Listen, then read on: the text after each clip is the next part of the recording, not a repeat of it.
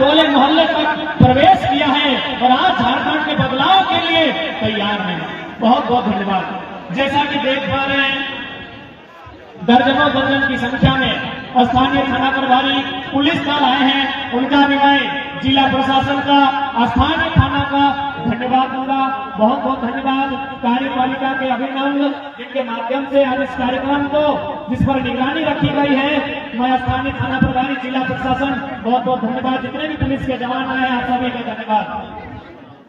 दोस्तों, सभी जाना और बुझा कि भारत एक ऐसा देश लगा है जगह में विविधता है।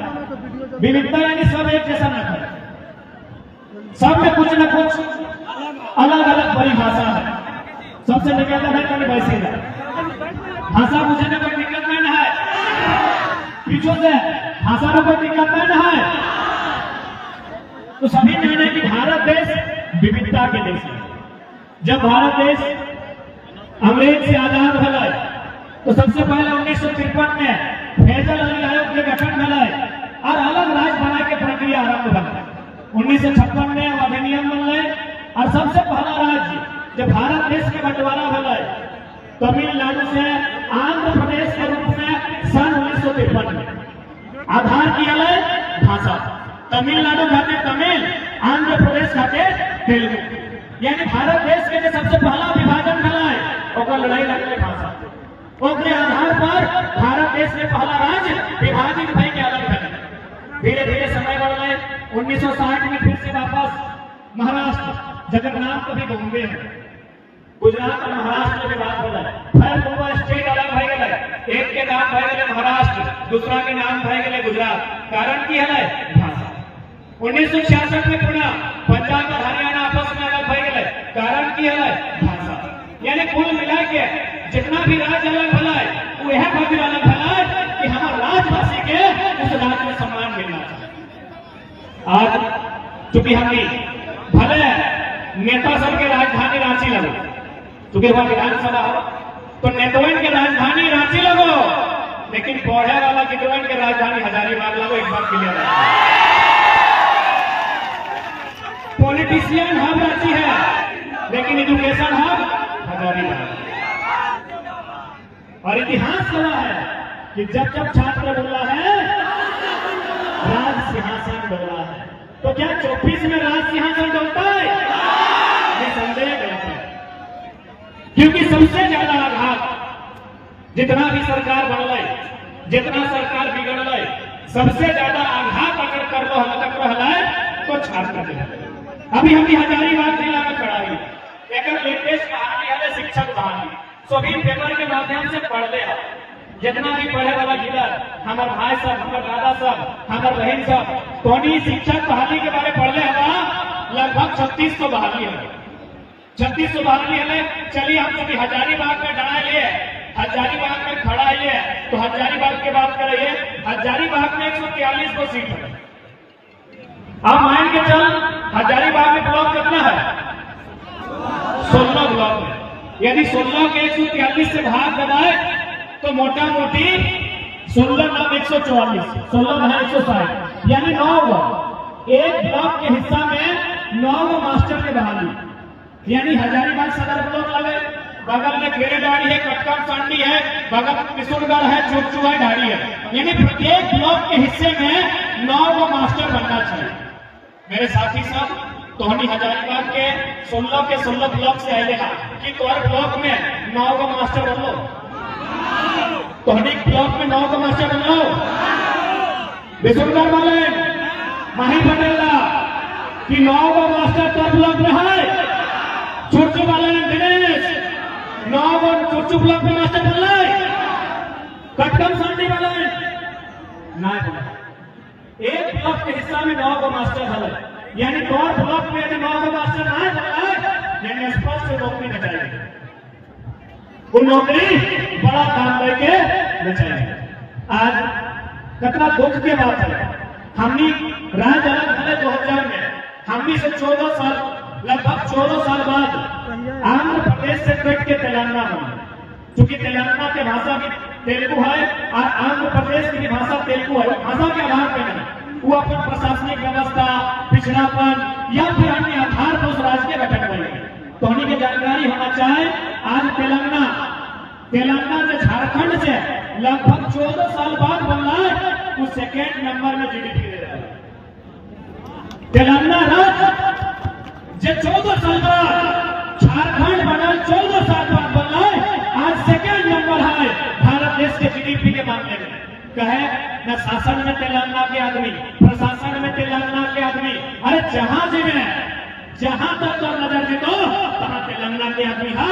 आज सेकेंड नंबर जीडीपी, आज सेकेंड नंबर जीडीपी तेलंगाना। 14 साल बाद झारखंड बना 14 साल बाद तेलंगाना राज्य के गठन गए, आंध्र प्रदेश के हिस्सा लग करके आज सेकेंड नंबर में दे रहा है जीडीपी। कहा कि शासन से प्रशासन तक भारतीय संविधान आर्टिकल 371D के आधार पर तेलंगाना एक विशेष राज्य है। और किसी भी प्रकार के बहाली में केवल और केवल तेलंगाना राज्य के निवासी को ही अधिकार मिलता है, ये आश्वस्त कर दिया। लेकिन हमने क्या की परिस्थिति हो, जहां तक नजर उठाए गए, एगो चपरासी से लेके कलेक्टर तक हर जगह बाहर के आदमी के कब्जा, हर जगह बाहर के आदमी के कब्जा हो। तो सोच सकल है कि आज ये राज्य कैसे विकास करते। हर जगह कहीं भी चलिए, शिक्षक के बहाली में चलिए, इंजीनियर के बहाली में चलिए, डॉक्टर के बहाली में चलिए, अरे कंपाउंडर के बहाली में चलिए, क्लर्क के बहाली में चलिए, हर जगह अगर बाहर के लोग बनता है तो अलग राज्य का निर्माण क्या करेगा। यदि हम सारा वैकेंसी बाहर के बचना है, यदि सारा नौकरी बाहर के बचना है, तो अलग राज्य के निर्माण करें। इतना बलिदान, इतना संघर्ष, इतना पाप, इतना त्याग, इतना जान देने के बाद, इतना बलिदान देने के बाद, इतना पुलिस के लाठी खाए बाद, इतना कपार फटल बाद, इतना शरीर में को जान छाल दे जब पुलिस के लाठी बज रहा है, आखिर अलग राज्य का बना। अलग राज्य यहाँ करने बन रहा है कि हमने के 12 लाख मजदूर बाहर खड़े जीते। क्योंकि यहाँ जैसा कि हम देखे पाओ भीड़ में बगोदर ब्लॉक और विशुनगढ़ ब्लॉक के बहुत सारा अभिभावक और छात्र पहले हैं। तो उन्हें जानकारी होना चाहिए, पूरे भारत देश में यदि सबसे कंप्लायंट गाय है तो झारखंड के बगोदर और विशुनगढ़ ब्लॉक की। यह दिन खाते एक गिरिडीह जिला, एक हजारीबाग जिला की यह दिन खाते अलग राज्य बन गए कि हमने मजदूर की संख्या बढ़ते, अलग राज्य की घाटे बढ़ा। साफ सबको बताइए कि अलग राज्य का गठन क्यों किया गया था? अधिकारी की संख्या बढ़ाने के लिए या मजदूरों की संख्या बढ़ाने के लिए? अधिकारियों की संख्या बढ़ाने के लिए, शिक्षकों की संख्या बढ़ाने के लिए, अभियंताओं की संख्या बढ़ाने के लिए, चिकित्सकों की संख्या बढ़ाने के लिए, वकीलों की संख्या बढ़ाने के लिए, ब्यूरोक्रेट्स की संख्या बढ़ाने के लिए अलग राज्य लिया था। लेकिन यहाँ तो उल्टा हो रहा है, दिन प्रतिदिन मजदूरों की संख्या बढ़ रही है। इसलिए आज जितने भी नौजवान, अभिभावक, माताएं, बहनें, महिलाएं इस मंच तक, इस बदलाव संकल्प सभा तक, ऐतिहासिक मैदान, गांधी मैदान तक आई है। आज हमें संकल्प लेकर जाना होगा कि इस राज्य में अगर बदलाव लाना है तो 24 हमारे लिए निर्णायक होगा, 24 हमारे लिए महत्वपूर्ण। क्योंकि मैं फिर कुछ चंद घंटों के लिए हिंदी में संबोधन करूंगा, इसलिए क्योंकि मुझे लगता है इन बड़ी बड़ी इमारतों में अन्य राज्यों के लोग भी भारी संख्या में रहते हैं और चूंकि उन्हें ऐसा मीडिया के माध्यम से या फिर बहुत सारे ऐसे लोग हैं जिनके माध्यम से बात जाती है और उन्हें समझ में शायद नहीं आती है और ये उन्हें लगता है कि ये बाहरी भीतरी की लड़ाई है। बिल्कुल नहीं, ये बिल्कुल बाहरी भीतरी की लड़ाई नहीं है।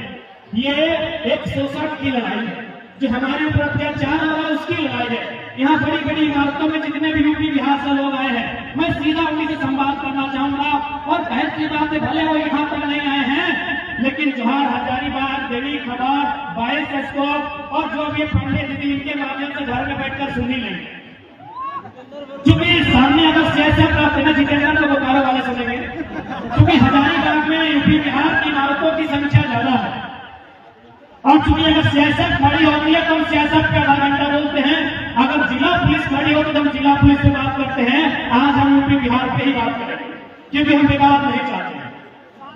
हम अपना विचारधारा को स्पष्ट करना चाहते हैं कि हमारी लड़ाई यूपी बिहार के खिलाफ नहीं है, हमारी लड़ाई भाई भित्री की लड़ाई नहीं है, हमारी लड़ाई है हमारे अधिकार की लड़ाई। आज जितने भी लोग मीडिया के माध्यम से सुनते हैं कि भारत एक संवैधानिक देश है, कोई कहीं जाकर रह सकता है, बच सकता है, और अच्छी बात है, लेकिन ये केवल झारखंड में ही क्यों? आज जितने भी यूपी बिहार के लोग, क्योंकि उनकी संख्या ज्यादा है और ब्यूरोक्रेट्स में उनकी संख्या ज्यादा है, उनका दबदबा है, इसलिए साफ कहते हैं। आपके लोग बंगाल में भी है, हमें एक भी आंदोलन दिखाइए बंगाल की गलियों में जो अपने अपनी भाषा और अपने अधिकार की बात किया। आपके लोग महाराष्ट्र में हैं और हजार में नहीं लाख में है। आप बताइए कब अपने महाराष्ट्र में आंदोलन किया? आपके लोग तेलंगाना में हैं, आपके नहीं, हमारे लोग झारखंड के लोग भी हैं, तेलंगाना में, तमिलनाडु में, केरल में है, गुजरात में है, कर्नाटक में है, महाराष्ट्र में है, चंडीगढ़ में है, दिल्ली में है, आंध्र प्रदेश में है, सभी राज्यों में है। बताइए, मैं आज लोकतंत्र के चौथे स्तंभ के माध्यम से, क्योंकि ये लड़ाई बारी भित्री की नहीं है, ये लड़ाई विभाजन की नहीं है, ये लड़ाई मानवता की है, ये लड़ाई रोटी के अधिकार की है। मेरे जितने भी यूपी बिहार के भाइयों जिनको ये लगता है, बताइए बाकी राज्यों में आपका क्या स्तर है? बाकी राज्यों में आपका क्या अधिकार है? अरे उतना छोड़िए, हजारीबाग के सांसद और सांसद के बाप भी बिहार के नहीं, क्या कहिए ना। हाल फिलहाल बड़का गांव का है और जयंत सिन्हा बगल में बेटा खड़ा था, जयंत सिन्हा जी के बगल में उनका बेटा खड़ा था और क्या बोला पता है? इस पुल का निर्माण हम नहीं कर पाए, मेरा बेटा करेगा। बब्बू सांसद, जयंत सांसद, अगर बेटू अब सांसद की तैयारी है। मैं पुनः रिपीट करूंगा, मेरे जितने यूपी बिहार के भाई जो आज यहाँ डोमिनेट कर रहे हैं, जो आज शासन से प्रशासन में यहाँ अपना प्रभुत्व बना के रखे हैं, अपना वर्चस्व बना के रखे हैं, आपके लोग महाराष्ट्र में भी है, एक मुखिया नहीं है आपका वहां, एक वार्ड पार्षद नहीं आपका वहां, ये झारखंड है। एक तो उल्टा आपको झोली भर के रहने दिए, ठिकाना दिए, और आज हम भी यहाँ दिखा के बात करते हैं कि भारत में कोई कहीं है। तो बताइए महाराष्ट्र में आपका कितना विधायक है? बताइए पश्चिम बंगाल में आपका कितना एमपी है? पश्चिम बंगाल में आपका कितना एमपी है? बताइए। दिल्ली का बात मत कीजिए, दिल्ली राज्य नहीं है, दिल्ली राज्य नहीं है, दिल्ली की बात नहीं करेंगे। तमिलनाडु में आपका कितना विधायक है? तेलंगाना में आपका कितना विधायक है? झारखंड में गिना देते हैं। जयंत सिन्हा विधायक का एमपी गिना है, जयंत सिन्हा, संजय सेठ, सुनील सिंह, पीडी राम, पीएन सिंह, निशिकांत दुबे, कितना गिनाएंगे, कितना गिनाएंगे? तो इसलिए हम स्वीकार करते हैं, मैं खासकर मैं बिहार के तमाम जो भी लोग जिस पद पर है, मैं आपको बड़ा भाई मानता हूं। संवैधानिक दृष्टिकोण से आप हमारे बड़े भाई हैं, क्योंकि इसी भारत के संविधान के तहत हम लोग आपसे अलग राज लिए हैं। और ये मेरा संदेश क्योंकि लोग बिहारी झारखंडी करते हैं, मैं लोकतंत्र के चौथे स्तंभ के माध्यम से, क्योंकि याद रखिएगा झारखंड के बाद इससे बड़े बड़े दबंग नेता आएंगे। इस छोटी सी आयु में इतने सरल तरीकों से बात रखने वाला बेटा बहुत कम आएगा। मैं तमाम बिहार के भाइयों को मैं तमाम बिहार के भाइयों को ये संदेश दूंगा, हम मानते हैं आप हमारा बड़ा भाई है। अभी गांव में शादी का सीजन है, अगर किसी भाई का विवाह होता है 5 साल बाद उसको अधिकार अलग दिया जाता है, चूल्हा अलग दिया जाता है। यस या नो? हम लोग भाई के ब्याह भाई लोग नेता नहीं दे पा लो, माफी चाहे तो हमें खाना नहीं होगा। अगर भाई का, क्योंकि शादी का दिन है, भाई को शादी दिया, 2 महीने 6 महीना बाद चूल्हा अलग मिल गया, कुछ साल बाद उसको खेत अलग मिला, मिला कि नहीं मिला? तो यदि उसको चूल्हा अलग मिला तो क्या बड़ा भाई का ये कर्तव्य बनता है कि छोटे भाई का चूल्हा में जाके अपना भोजन पकाएगा? नहीं बनता है। क्या बड़ा भाई का कर्तव्य बनता है कि छोटे भाई को हिस्सा में जो खेत मिला है उसमें जबरदस्ती फसल लगाएगा। ये संदेश बिहार के भाइयों के लिए, सीधा संदेश, कोई डर भय नहीं, लॉजिकल संदेश, ये सीधा संदेश है बिहार के भाइयों के लिए है। हाँ, हम स्वीकार करते हैं हम बिहार से अलग हुए हैं और हम आपको अपना बड़ा भाई और खुद को छोटा भाई मानते हैं। और आपसे हमने जमीन का टुकड़ा 46% लिया। जैसे हमारा क्षेत्रफल है 79,000 वर्ग किलोमीटर, बिहार का है 93,000 वर्ग किलोमीटर। उनके पास 54% है, हमारे पास 46 है। चलिए 46 ही बहुत। तमाम बिहार के भाइयों, हमने आपसे ही अलग राज्य लिया है। हम आपका छोटा भाई हैं, हम अलग चूल्हा ले लिए, हम अपना अलग खेत बना लिए और हम अपनी पत्नी भी बिहार के अलग ले आए। क्या हमारी पत्नी आपकी होगी? क्या हमारा खेत आपका होगा? क्या हमारा चूल्हा आपका होगा? जब हमारा चूल्हा आपका नहीं, हमारी रोटी आपकी नहीं, हमारी पत्नी आपकी नहीं, हमारा खेत आपका नहीं, तो फिर ये राज आपका कैसे?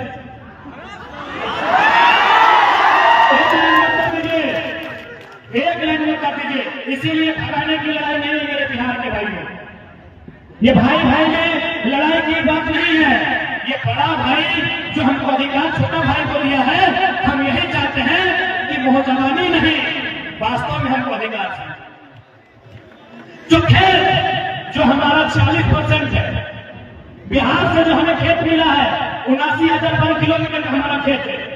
झारखंड में जो खेत बनते हैं, हमें 79,000 वर्ग किलोमीटर में खेत मिला है। हम उस खेत में जोतने का, कोड़ने का, काटने का और उस फसल को खाने का अधिकार मांगते हैं। इससे ज्यादा कुछ नहीं मांगते। इसीलिए भ्रम मत फैलाएं, इसीलिए किसी भी प्रकार का कोई भ्रम नहीं फैलाएं कि हम भारी बिक्री कर रहे हैं। आप आए हैं, बड़ा भाई को जिस प्रकार एक छोटा भाई अधिकार देता है, यदि मान के चलिए हमारी लुगाई छोटे भाई की पत्नी अगर तो मामे मायके से ऐसा पिठा लेके आई तो बड़ा भाई को जरूर 2-4 को देते हैं। तो ठीक उसी प्रकार हमारे यहाँ कंपनी है, आपको 25% की बात कर रहे हैं, जिसको लेना है लीजिए। हमारे यहाँ जो सरकार की नौकरियां हैं, हम 10% खुला रख रहे हैं, जिसको लेना है लीजिए। बिहारी को लेना है, बंगाली को लेना है लीजिए। हम यहाँ जो प्रशासनिक, जिसमें हमारे प्रशासन पुलिस के बड़े अधिकारी बनते हैं, जेपीएससी, हम वहां भी कह रहे हैं 75% हो, वहां भी 25% खुला रख रहे हैं। अरे बड़ा भाई को दे रहे हैं, नियम से देंगे ना। अब पत्नी हमारी, ससुराल हमारा, और 10 को ऐसा रोटी मिला तो 5 को देंगे क्या? 5 को देंगे क्या? अरे पत्नी हमारी, ससुराल हमारा, ऐसा पिठा समझ रहे ना? हाँ, ऐसा पिठा। यदि हमारे ससुराल से हमको 10 को ऐसा पिठा भेजा गया कि दमाद को दीजिए, तो 5-5 को नहीं ना बंटवारा होगा। बड़ा भाई को 1 को देंगे, 1.5 को देंगे, हार्डली 2 को देंगे कि नहीं? तो उसी प्रकार ये दिग्भ्रमित ना करें। बिहार हमारा बड़ा भाई है, हम बिहार में नजर नहीं गड़ाते हैं। अच्छा, बातें पूरा हम रिपीट करेंगे। आज हजारीबाग की बड़ी बड़ी इमारतें, जिसमें मुझे लगता है 90% बिहार, यूपी और अन्य राज्यों का बिल्डिंग है। हमको पटना में और लखनऊ में एक बिल्डिंग दिखाई है जो झारखंड का। हमको बिहार की राजधानी पटना, यूपी का लखनऊ है ना, 1.5 साल से किताब नहीं खोले हैं। हम यूपी की राजधानी लखनऊ, बिहार की राजधानी पटना और पश्चिम बंगाल की राजधानी कलकत्ता। हम देखना चाहते हैं कि झारखंडियों का कितना बड़ा फ्लैट है, नहीं ना है? तो ये अन्याय क्यों हमारे साथ ये अन्याय क्यों मेरे भाइयों? जब हमारे लोग महाराष्ट्र में स्थापित नहीं हो पाए हैं, हमारे लोग तमिलनाडु में स्थापित नहीं हो पाए हैं, हमारे लोग पटना में, कलकत्ता में स्थापित नहीं हो पाए हैं, तो फिर बाकी लोग यहाँ स्थापित होना क्यों चाहते हैं? क्यों भाई? ये अन्याय है कि नहीं है? ये सरासर अन्याय है। ये सरासर एक इंसान के अधिकार को छीनने का अन्याय है। इसलिए आज मैं मीडिया के माध्यम से यहाँ जितने लोग जितना देख पा रहे हैं, कई हजार की संख्या में लोग जुटे हैं, मैं उनके माध्यम से आज इस विवाद का अंत चाहता हूँ। ये लड़ाई बाहरी बिक्री की नहीं है। झारखंड हमारा है और इस पर पहला अधिकार हमें मिले, यहाँ की नौकरियों में पहला अधिकार हमें मिले, यहाँ की हर सुख सुविधा में पहला अधिकार हमें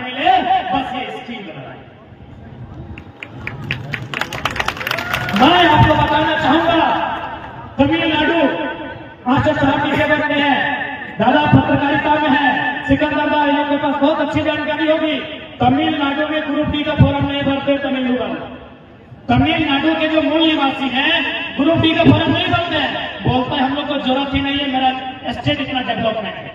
तो ठीक उसी प्रकार यदि कोई बढ़िया राजनेता यदि इस राजधानी को संभाले, यदि बढ़िया ब्यूरोक्रेट इन दफ्तरों को संभाले, तो झारखंड में इतनी खनिज संपदा है कि हम लोग खुद इस्तेहार देंगे कि थर्ड और फोर्थ ग्रेड में 50% बंगाल बिहार यूपी को दे दिया, ये और नौकरी की। आपको जानकारी होना चाहिए मेरे साथियों, जैसा मुझे सूचना मिला है तमिलनाडु में जो रेलवे का DEF लेवल का फॉर्म नहीं भरते हैं, क्योंकि वह स्टेट डेवलपमेंट स्टेट है, GDP देने वाला स्टेट है, वहां रोजगार का साधन है। तो सोच सकते हैं जब तमिलनाडु इतना डेवलपमेंट है, यदि झारखंड में अच्छी पॉलिसी बन जाए तो झारखंड स्वर्ग से वास्तव में सुंदर होगा, इस बात की पूरी गारंटी है। हम लोग बहुत बात करेंगे कि मेरा दोस्त इंस्टाग्राम के माध्यम से पटना में दोस्ती हुआ है, फेसबुक के माध्यम से 2-4 को बंगाली लोग से मेरा दोस्ती हो गया है। हम खुद फोन करेंगे कि मेरे राज्य में वैकेंसी आया है, तुम फॉर्म भरो, फिर भी हम करेंगे। लेकिन एक अच्छा लीडर नहीं मिलने के कारण, एक बेहतर पॉलिटिशियन नहीं मिलने के कारण, एक बेहतर पॉलिसी नहीं बनने के कारण आज हमारे राज्य की दुर्दशा है कि 40% खनिज देने वाला राज्य, 40% मेरे साथियों, 40% खनिज देने वाला राज्य आज भारत देश का निम्नतम राज्य बन गया है। शिक्षा की बात करें, रोजगार की बात करें, पलायन की बात करें, विस्थापन की बात करें, कुपोषण की बात करें, गरीबी की बात करें, हर तरह से ये सबसे निम्न पायदान पर खड़ा है, ऐसा राज्य बन गया है। इसलिए आज बहुत सारे लोग कहते होंगे हमें कोई लीडर बनने का हम लोग का उद्देश्य नहीं था, लेकिन अब एक बात बताइए, भारत एक लोकतांत्रिक देश है, जो भला राज्य के सर्वोच्च मंदिर विधानसभा से हो सकता है, माफ कीजिएगा यहाँ जितने लोग आए हैं सबकी किसी न किसी धर्म पे आस्था है, हम ठेस नहीं पहुंचाएंगे, लेकिन आप भी जानते हैं हम लाख इबादत पूजा पाठ कर ले, जो नीति नियम कानून से भला होगा वो कहीं से नहीं होगा। मेरे साथ इस बात को याद रखिए। यदि किसी चमत्कार से भला होता, यदि कोई मिरेकल, कोई चमत्कार होता, तो यकीन मानिए योगी आदित्यनाथ राजनीति में नहीं आते हुए बहुत बड़े संत थे, चमत्कार करने थे। याद रखिए मेरे साथियों, यूपी के माननीय मुख्यमंत्री श्रीमान योगी आदित्यनाथ एक संत है, वे राजनीति में नहीं आते, क्योंकि चमत्कार जैसा आधुनिक युग में शायद ही कुछ होता। 1% हो सकता है क्योंकि हमारी आयु कम है, हम उतनी बड़ी व्यवस्था पर सवाल खड़ा नहीं करेंगे, लेकिन इतना मानिए चमत्कार जैसा अगर कुछ होता विशेष तो माननीय योगीनाथ राजनीति में कदम नहीं रखते। मेरे साथियों, इस बात को कान खोलकर याद रखिएगा, क्योंकि भारत एक लोकतांत्रिक देश है, यहाँ अगर कुछ भी उद्धार होगा नियम से होगा, कानून से होगा, विज्ञान के चमत्कार से होगा, आसमानी चमत्कार से कुछ नहीं होगा। मेरे साथियों, इसलिए हमें पॉलिटिक्स के लिए सोचना होगा, क्योंकि हम पॉलिटिक्स नहीं सोचते हैं। इसीलिए तो जयंत सिन्हा बोलता है पप्पा बोलो, हलो बोलो, बैठो बोलो। क्या गलत सोचता है, क्या गलत सोचता है? माननीय जयंत सिन्हा यदि सोच रहे हैं कि अपने बाद अपना बेटवा को सांसद बनाएंगे, तो कोनो गलत नहीं सोचो, हे मर्दे, वो कुछ गलत नहीं सोचो, क्योंकि झारखंड के आदमी विधायक संसद बने सोचबे नहीं करो। अब पुजारी को लड़का ले हो तो वह अपनी चेहरा चमको, अरे तोड़ बीच के लगो, एकनी के परदेशियन के एमपी स्वीकार करने लगी, लेकिन झारखंड के आदमी तो हमियों विरोध करे लगे। हमने के आदमी की सोच लो न, साथे एक पोवा मिल लेता है, हड़वा मिल लेता है, बस इतने तो दुनिया है। देख दुनिया विधानसभा तक भेज, दुनिया लोकसभा तक भेज, तो पता चलता वास्तव में दुनिया कितना होगा। जो लोग गनी बिक्री की बात करते हैं, अरे गनीमत है, ये झारखंड है। आज तक बताइए हमने कितने कलेक्टर को, कितने सुप्रिंटेंडेंट को, कितने मजिस्ट्रेट को ये कहा है कि आपका राज नहीं है, आप हमारी भाषा संस्कृति को नहीं जानते हैं, आप वापस चले जाइए। क्या हमने किसी को कहा है? नहीं कहा है। महाराष्ट्र में एक मामूली ऑटो ड्राइवर आंख में आंख डाल के एसपी को बोला था, do you know Marathi? If you don't know get lost. एक मामूली टेम्पो ड्राइवर महाराष्ट्र में सुप्रिंटेंडेंट ऑफ पुलिस, जिला के पुलिस के मालिक एसपी से हाथ मिला के कहता है कि यदि आप मराठी जानते हैं तो ठीक है, नहीं तो यहां क्या कर रहे हैं, घर निकलिए। ये झारखंड है, ये झारखंड है। इसीलिए तो पूजा सिंघल 25 करोड़, छवि रंजन, वीरेंद्र राम, अभी बहुत बड़ा लिस्ट बाकी है, अभी बहुत बड़ा लिस्ट बाकी है मेरे साथियों। ये झारखंड है जो आप यहाँ अरबों का घोटाला करते हैं, फिर भी लोग चुपचाप आपको सह लेते हैं। गनीमत ये महाराष्ट्र नहीं तो ये छवि रंजन की छवि खराब कर देते अब तक लोग। आज झारखंड के सबसे प्राचीन जिला से सीने ठोक के बोल रहे हैं कि जिस दिन झारखंड के लोगों का कैरेक्टर मराठी और तमिलनाडु के तर्ज पर होगा ना, अच्छे किसी छवि रंजन की छवि खराब कर देंगे। ये तो डरे से हमें लोग कि थोड़ा डरने लगे हैं, ये डर जाते हैं। एक मामूली थाना प्रभारी को देख के पसीना आ जाता है। गनीमत कीजिए, जिस दिन ये लोग फिर से खड़ा हो जाएंगे, और इन्हें खड़ा होना चाहिए, क्योंकि इन्हें नहीं पता ये किसकी क्या पूर्वज क्या करते थे। जब बेटल ऑफ प्लासी बंगाल में, बेटल ऑफ बक्सर बिहार में 1757, 1764, जब अंग्रेजों ने बिहार में जाकर बेटल ऑफ बक्सर के माध्यम से, बंगाल में जाकर बेटल ऑफ प्लासी के माध्यम से अंग्रेजों ने भारत के लोगों को उठा के पटक दिया था, उसी टाइम हम लोग ढाल विद्रोह, चुहार विद्रोह करके अंग्रेजों को एक नंबर करवा दिया था। इस बात को याद रखिएगा। समस्या ये है कि हम लोग अपने इतिहास को जानना नहीं चाहते हैं, अपने पूर्वजों के बलिदान को जानना नहीं चाहते हैं। ये हजारीबाग की धरती, आंदोलन की धरती है। यही सबसे पहले सन 1925-27 के आसपास एक नारा लगा था, दिल्ली चलो। सबसे पहले नारा हजारीबाग में लगा है, याद कीजिएगा मेरे साथ।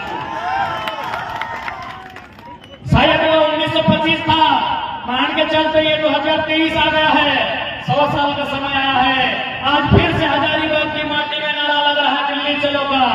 लेकिन इस बार दिल्ली हम लोग भीड़ लेके नहीं जाएंगे, इस भीड़ में से एक एमपी चुनकर भेजेंगे। इस बात को बहुत सारे लोग बोलेंगे कि लोग झारखंड के मुद्दा को लेकर पॉलिटिक्स किया है, दिल्ली में क्या करेगा? दिल्ली में हम वही करेंगे जो चाइना से युद्ध हारने के बाद उस समय के प्रधानमंत्री पंडित जवाहरलाल नेहरू की आंख से आंख डालकर राज्यसभा सांसद राष्ट्रकवि रामधारी सिंह दिनकर ने कविता कही थी कि रोग में जिसको को यहाँ जाने दे उनको स्वर्ग दे, मुझको लौटा दे गांधी गदा, मुझको लौटा दे अर्जुन भीम भी। प्रधानमंत्री से आंख मिला था। जबकि मजे की बात है, राज्यसभा सांसद कांग्रेस की तरफ से थे, प्रधानमंत्री कांग्रेस का था, लेकिन फिर भी रामधारी सिंह दिनकर ने जरूरत किया था कि यदि आपको डर लगता है तो आपको इंजेक्शन की जरूरत नहीं है, हमको त्रिनेत्र खोलने वाले महाकाल को दीजिए और पूरे भारत में शंखनाद की घोषणा कीजिए। ये किसने कहा था? रामधारी सिंह दिनकर, जिन्होंने रश्मि रची लिखी। तो ठीक उसी प्रकार यदि आपको लगता है कि हम लोकसभा में क्या करेंगे, तो देश के प्रधानमंत्री मोदी जी बन के आए, केजरीवाल बन के आए, राहुल गांधी बन के आए, नीतीश बन के आए, बनर्जी ममता बन के आए, हमें दिक्कत नहीं है, कोई बन के आए, हम उनके आंख में आंख डालकर सवाल करेंगे कि अडानी का पावर प्लांट यदि बिजली बांग्लादेश को जाना था तो गोड्डा में क्यों लगाया?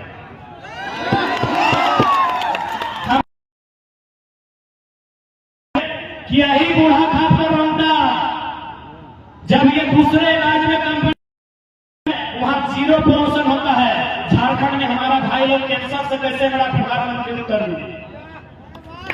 हम प्रधानमंत्री सवाल करेंगे कि एनटीपीसी का मतलब देश होगा। अरे अंग्रेजों की ईस्ट इंडिया कंपनी ने उतना अत्याचार नहीं किया है जितना भारत की कंपनी आज बड़का गांव में कर रही है। आज एनटीपीसी हो, मगध आम्रपाली हो, या फिर अन्य त्रिवेणी संगम हो, या वहां जो भी कंपनियां कोयला करने के लिए स्थापित है, आज जिस प्रकार की अमानवीय काम कर रही है, आज जिस प्रकार झारखंड के लोगों के साथ शोषण कर रही है, पूरे ब्रह्मांड में इतना अन्याय किसी के साथ नहीं हुआ। इसलिए आज यदि आपके मन में ये सवाल आता है कि ये लोग अब लोकसभा में क्या करेंगे, अरे हमारी पहली जरूरत लोकसभा में ही है, ताकि पूरी दुनिया को बताएंगे हमारी दर्द क्या है, हमारी पीड़ा क्या है, हमारे साथ जुल्म क्या है, हमारे साथ अपमान क्या है, ये पूरी दुनिया को बताएंगे। और पूरी दुनिया को यदि बताना है तो हजारीबाग के गांधी मैदान से नहीं, गांधी के संसद से बताएंगे। गांधी मैदान से यदि बात रखेंगे तो कितने लोग सुनेंगे? 2 लाख सुनेंगे। हमें पूरी दुनिया को बताना है कि किस प्रकार झारखंड के साथ बेईमानी हो रही है। आने वाले दिनों में कर्नपुरा जो कोल ब्लॉक के बड़का गांव करेडारी और कुचक्रा का हिस्सा कौन बात करेगा? इसीलिए हमारी पहली जोड़ा, यदि आपसे कोई पूछे कि चेंगड़ा लोग लोकसभा में क्या करेगा, बोला यही लोग क्या करेगा, बुढ़वा लोग ऐसे में सूख जाता है।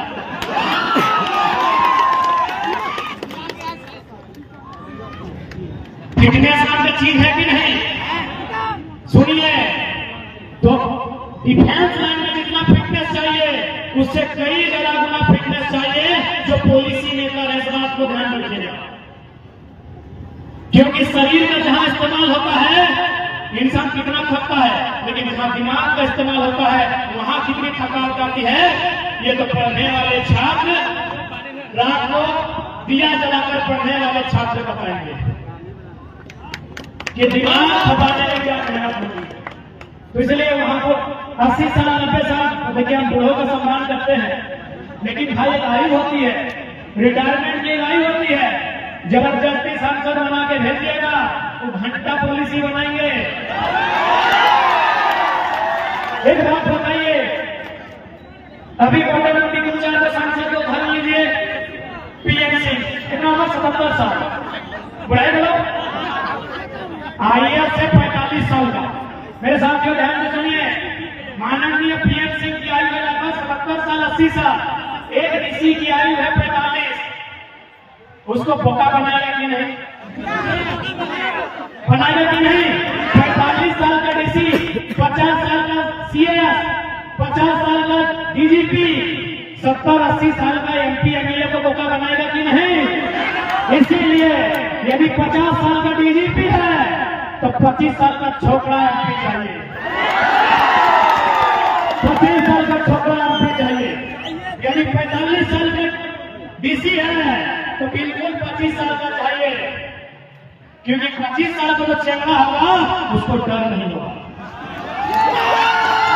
सामने वाला डीसी रहे चाहे डीसी रहे, सामने वाला डीसी रहे चाहे डीसी रहे, घंटा डर नहीं है, एक पैसा डर नहीं है। इसलिए डर नहीं है कि मरना एक दिन तुमको भी है, यहां बचने के लिए कोई नहीं आया है। तुम अमृत भी किताबी बात है, और होगा कोई कारण हम विवाद नहीं करेंगे, हम बात भी नहीं करेंगे। तुम यहाँ जीने के लिए नहीं आया है, जो मेरे शरीर में ब्लड है तुम्हारे शरीर में वही ब्लड है। इसीलिए हमको घंटा फर्क नहीं पड़ता है सामने वाला कितना ऊंचा पदाधिकारी है। तुम्हारी भी जो पत्नी, तुम्हारी पत्नी और हमारी भाभी की भाभी लोग का खाना खाए, पत्नी है नहीं। माननीय डीसी साहब, आपकी पत्नी जो खाना बनाती है और हमारी धोबी जो खाना बनाती है वो चावल नहीं होता है, आपका वाला सोना का चावल नहीं होता। इसलिए मैं सीधा संदेश देना चाहूंगा, हम लोग इसलिए संसद में जाना चाहते हैं ताकि उनका मुकाबला कर सकें और उनसे हिम्मत लगाकर बात कर सकें। जो बात जो हिम्मत आज हम लोग यहाँ कर पाए हैं, वचन दीजिए, अगर आप लोग हमें मौका देते हैं तो हम लोग भी वचन देते हैं, लोकसभा में पटक के जोर जोर से टेबल में दो लगाते हैं, देश के प्रधानमंत्री से बात करेंगे और उनसे तो यही कहेंगे मेरे भाई, जो योग्यता आपकी है वही योग्यता हमारी है। बस आपका सांसद 300 था इसलिए आप पीएम बने, हम लोग 500 लेके आए। पीएम बनने से पहले वो सांसद भी होता है ना, तो भी सांसद है, हम भी सांसद बन के जाएंगे, हम भी बने हमारे लोग। और उनसे एक एक बिंदु में सवाल होगा, देश के प्रधानमंत्री से सवाल होगा कि हमारे राज्य ने आपको 40% खनिज दिया, बदले में आपने कैबिनेट में एक मीटिंग किया झारखंड के लिए, यस या नो इतने में बोलिए, क्योंकि फेंका फेंकी वाला भाषण नहीं सुनेंगे। देश का प्रधानमंत्री लोग खूब फेंकता है और हमारे प्रधानमंत्री का तो कहिए बात है, सर्टिफिकेट है, और क्या कहेंगे। विदेश में तो हैवी फेंकते हैं। हाल फिलहाल गए थे जलवायु परिवर्तन में, हाल फिलहाल हमारे यशस्वी प्रधानमंत्री, क्योंकि हजारीबाग बीजेपी वालों का गढ़ है, थोड़ा इसलिए यशस्वी लगा के बोलते हैं, लेकिन निखिल को 30 सेकेंड में अपनी आधी भक्ति उतार देंगे, 30 सेकेंड के भाषण में। उसके बाद अगर ज्यादा है तो कर सकते हैं, लेकिन यदि आपने थोड़ा सा भी एक हिस्सा में अपनी खोपड़ी का खाली है, यदि गोबर नहीं भरा है, हम 30 सेकेंड में भक्ति उतार देंगे। लॉजिक सुनिए, हम क्या राज्य का विषय है, देश की बात कर रहे हैं। लॉजिक सुनिए, कुछ वर्ष पहले हमारे यशस्वी देश दुनिया में नामी गिनामी माननीय श्री 108 श्री प्रधानमंत्री चौकीदार प्रधान सेवक नरेंद्र दामोदर दास भाई मोदी जी विदेश गए थे जलवायु सम्मेलन में। ध्यान से सुनिएगा, जलवायु सम्मेलन में यशस्वी प्रधानमंत्री विदेश गए थे, विषय था क्लाइमेट को लेकर। और हाल फिलहाल तो देखिए, छठा क्लास का बच्चा क्लाइमेट में सवाल किया तो क्या बोला कि क्लाइमेट चेंज नहीं हुआ है, हमारी उम्र 40 से 45 हो गई, हम चेंज भरते पड़ा। उन्होंने कहा, बकायदा उन्होंने पूरी दुनिया के सामने कहा कि हम लोग कोयला आधारित, जो कोयला पे आधारित उद्योग है वो कंट्रोल करेंगे, क्योंकि कोयला आधारित उद्योग से क्या होता है, CO2 कार्बन डाइऑक्साइड, बराबर। केमिस्ट्री वालों, केमिस्ट्री वालों, CO2 कोयला से बनता है, SO2 सल्फर डाइऑक्साइड कोयला से, NO2 नाइट्रोजन ऑक्साइड ना कोयला से। तो चूंकि CO2, NO2, SO2 कोयला के जो खनन होता है उससे बाहर आता है, इससे किसको नुकसान होता है, मानव जीवन को, जंगल को, पर्यावरण को। तो देश के प्रधानमंत्री ने पूरी दुनिया के सामने कहा कि हम लोग कोयला के आधार पर उद्योग को कंट्रोल करेंगे। दुनिया में पूरा ताली बजा। ऐसे भी हमारे कैमरामैन मोदी जी देख भी होंगे, कैमरा में बहुत आज तक लगभग 23 लोग कुर्ता पहने, तो कैमरामैन तो ये ये दुनिया में क्या बोला क्या है कि कोयला से CO2, NO2, SO2 बनता है। केमिस्ट्री वाले बेहतर बताएंगे और तुम्हें कैसे बन सकता है।